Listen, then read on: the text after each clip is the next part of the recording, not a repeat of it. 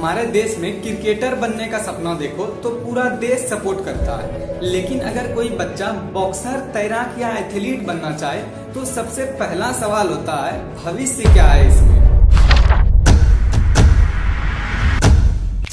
भारत के गांव में ओलंपिक चैंपियंस रोज नंगे पांव दौड़ते हैं, लेकिन किसी को फर्क नहीं पड़ता क्योंकि हम आज भी खेलों को सिर्फ टाइम पास ही समझते हैं। अगर देश 71 करोड़ युवाओं के बाद भी खेल महाशक्ति नहीं बन पा रहा तो गलती टैलेंट की नहीं है, सिस्टम की है, और अब इस सिस्टम को बदलना होगा। आप सोचिए, एक देश जहां दुनिया के सबसे ज्यादा युवा हैं, फिर भी ओलंपिक्स में हमारा नाम मेडल टैली के आखिरी पन्नों पर छपता है। भारत के गाँव में सैकड़ों बच्चे रोज दौड़ते हैं, सूखे मैदानों में, खेतों में, स्कूल के बाद खाली पेट। उनमें दम है, हौसला है, सपना है, लेकिन नहीं है तो बस एक मौका।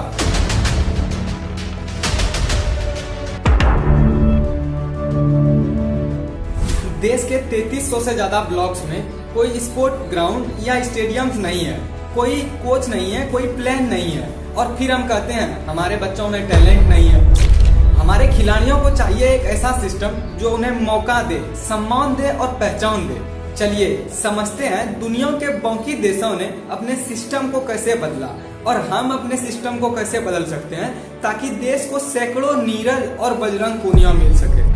हम सब प्राउड फील करते हैं जब सुमित अंटिल जैसे प्लेयर वर्ल्ड स्टेज पर तिरंगा लहराते हैं, लेकिन क्या आप जानते हैं इनके जैसे हजारों टैलेंटेड एथलीट्स सिर्फ इसलिए पीछे रह जाते हैं क्योंकि उनके पास बेसिक ट्रेनिंग फैसिलिटीज तक उपलब्ध नहीं होती। इन्हें देखिए, यह है रश्मिता पात्र, इंटरनेशनल फुटबॉल प्लेयर। इन्होंने 2010 से 2013 के बीच में इंडिया को बांग्लादेश, मलेशिया और बहरीन जैसे कंट्रीज में रिप्रेजेंट किया, लेकिन गरीबी के कारण इनकी शादी हो गई और अभी ये पान बेचने का काम करती है। Kamal Kumar Valmiki, he has won 3 state level gold, but poverty forced him to quit sport. Now he collect garbages. Bharat में स्पोर्ट में करियर बनाना करोड़ों लोगों का सपना होता है, लेकिन सच्चाई यह है कि ओलंपिक लेवल इंफ्रास्ट्रक्चर देश के कुछ शहरों तक सीमित है। वहीं गांव के बच्चों के लिए एक अच्छा ग्राउंड और एक कोच तक मिलना सपना सा है। तो सवाल है, टैलेंट है पर मेडल क्यों नहीं? तो आइए आज के इस वीडियो में समझते हैं भारत खेल में आगे कैसे बढ़ सकता है, कौन से हिडन इश्यूज हैं जो हमें पीछे खींच रहे हैं, और क्या सच में हम वर्ल्ड स्पोर्ट सुपर पावर बन सकते हैं? अगर इन सवालों का जवाब चाहते हैं तो एंड तक बने रहे।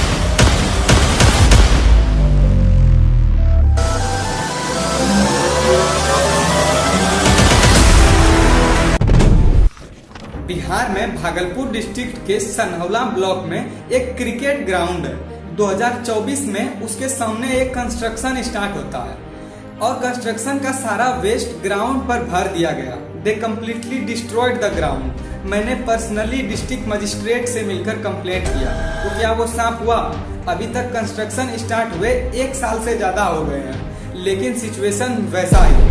आप सोचेंगे मैं आपको ये सब क्यों बता रहा हूँ, लेकिन क्या आप कुछ रिलेट कर पा रहे हैं? हमारे देश के सीनियर ब्यूरोक्रेट कैसे हैं? कम से कम डीएम साहब को तो इस समस्या की गंभीरता को समझना चाहिए था, पर नहीं।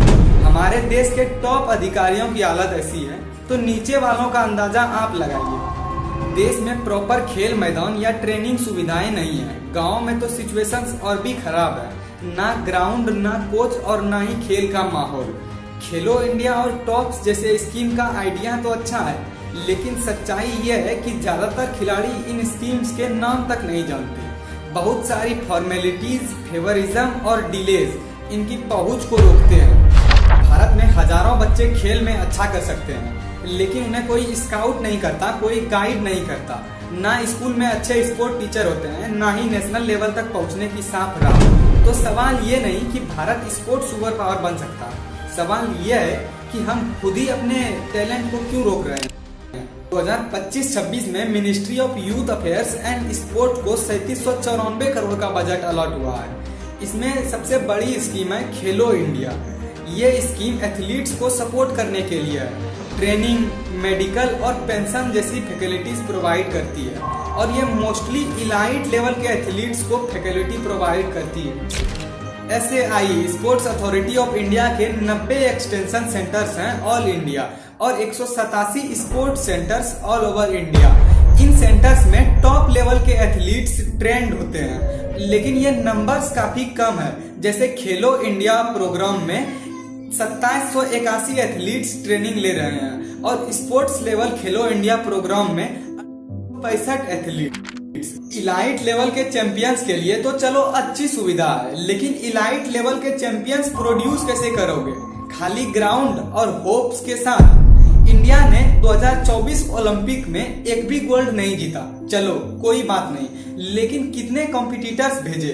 117। 70 करोड़ आबादी में सिर्फ 117 players.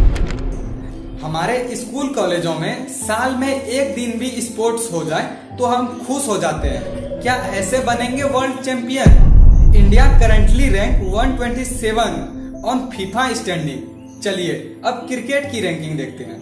Rank first in ODI ICC world cup, rank first in ICC T20, rank fourth in test world cup. हमारे देश में क्रिकेट को प्राथमिकता है तो हम टॉप पर हैं। हॉकी में इंडिया ने लास्ट गोल्ड 1980 में जीता था, जबकि हॉकी नेशनल स्पोर्ट है। बहुत से लोगों को हॉकी टीम के कैप्टन का नाम तक पता नहीं होगा, और ऐसा इसलिए कि गवर्नमेंट ने कभी चाहा ही नहीं कि पूरा देश हॉकी का मैच देखे। Some states like Haryana, Maharashtra, Karnataka perform well, but other states lack awareness, coordination or misuses funds. Poor monitoring and accountability in rural areas. Many sanctioned infrastructure projects remain incomplete or poorly built. Remote villages remain untouched. No clear roadmap and don't transition elite level. Our champions do not feel performing international games. Bharat में 140 करोड़ लोग हैं, talent की कमी नहीं है, लेकिन फिर क्यों हर वर्ल्ड कप और ओलंपिक के बाद हम एक दो नाम के पीछे घूमते हैं? हमने क्रिकेट में दिखाया कि हम वर्ल्ड चैंपियन बन सकते हैं, लेकिन और गेमों में हम अभी भी स्ट्रगल ही कर रहे हैं। लेकिन दुनिया के कुछ देश जैसे साउथ कोरिया, चाइना और जापान ने 20-25 साल में ही अपना नाम ग्लोबल लेवल पे बना दिया। 1984 तक चाइना के पास एक भी ओलंपिक गोल्ड नहीं था, लेकिन फिर उन्होंने जुगाओ तीजी मॉडल स्टार्ट किया, यानी पूरा देश एक टारगेट के लिए काम करेगा। गवर्नमेंट ने स्कूल में टैलेंट ढूंढना स्टार्ट किया, स्पेशल स्पोर्ट स्कूल बनवाए, एथलीट्स को ट्रेनिंग और फाइनेंशियल सिक्योरिटी दी। आज उनके पास 600 से प्लस मेडल्स। जापान ने 1990 के बाद हर स्कूल में स्पोर्ट्स कंपलसरी कर दिया। उनके पास स्पोर्ट्स फॉर ऑल पॉलिसी है, जिसका मतलब है हर सिटीजन एक्टिव हो। इस नींव से बनाए पॉलिसी ने उन्हें वर्ल्ड क्लास एथलीट दिए। जापान ने टोक्यो ओलंपिक 2020 में 27 गोल्ड जीते। साउथ कोरिया, वहां गवर्नमेंट ने सिर्फ इंफ्रास्ट्रक्चर नहीं बनवाया, बल्कि प्राइवेट कंपनीज जैसे सैमसंग और हुंडई से स्पोर्ट डेवलपमेंट में इन्वेस्टमेंट भी करवाया। ये मॉडल इंडिया के लिए काफी रिलेवेंट है। यहाँ JNW स्पोर्ट एंड टाटा जैसी कंपनी ऑलरेडी एक्टिव है। जरूरत है एक strong school level scouting system की। हर ब्लॉक लेवल पे एक स्पोर्ट टैलेंट हंट होना चाहिए, और स्कूल लेवल पे इसलिए ताकि टैलेंट को जल्दी आइडेंटिफाई कर सके। प्लेयर्स को फुल सपोर्ट, खासकर रूरल प्लेयर्स को न्यूट्रिशन, ट्रेनिंग और जॉब सिक्योरिटी मिली। Accountability in government programs, Khelo India और टॉप जैसे स्कीम अच्छे हैं, लेकिन काम तब होगा जब ग्रास रूट पे रिजल्ट दिखे। हर स्टेट का स्पोर्ट बजट और उसके आउटकम ट्रांसपेरेंट होने चाहिए।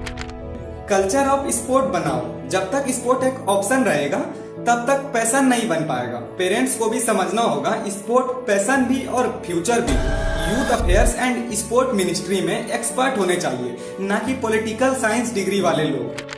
चैंपियन बनना एक दिन का काम नहीं है। अगर हम 10 साल का विजन सेट करें, सिस्टम में अकाउंटेबिलिटी लाए, तो इंडिया एक नहीं हर फील्ड में वर्ल्ड चैंपियन बन सकता है। आज भारत सिर्फ क्रिकेट का देश नहीं रहा। नीरज चोपड़ा का ओलंपिक गोल्ड, निखत जरीन का बॉक्सिंग जीत, पैरा एथलीट्स के वर्ल्ड रिकॉर्ड, बैडमिंटन से लेकर टेबल टेनिस तक हर कोने से भारत चमक रहा है। लेकिन वर्ल्ड चैंपियन बनने के लिए कुछ स्टार्स नहीं, एक ऐसा सिस्टम चाहिए जो गांव देहात से लेकर इंटरनेशनल लेवल तक चैंपियन तैयार करे। हमारे पास जनसंख्या की ताकत है, अगर हम उसमें प्रोफेशनलिज्म और इरादा जोड़ दें तो कोई रोक नहीं सकता। भारत वर्ल्ड चैंपियन बन सकता है अगर पूरा देश हर खेल के लिए एक साथ खड़ा होगा, सपने देखेगा और उसे सच में बदलेगा। अब वक्त आ गया है, भारत सिर्फ मैदान में उतरे नहीं, राज करे, हर गांव से चैंपियंस निकले, क्योंकि अगला चैंपियन कोई और नहीं, भारत होगा। आपको क्या लगता है? अपना ओपिनियन कमेंट में शेयर करें, और अगर ये वीडियो पसंद आए तो अपने परिवार और दोस्तों के साथ शेयर करें। तब तक के लिए धन्यवाद, मिलते हैं नेक्स्ट वीडियो में।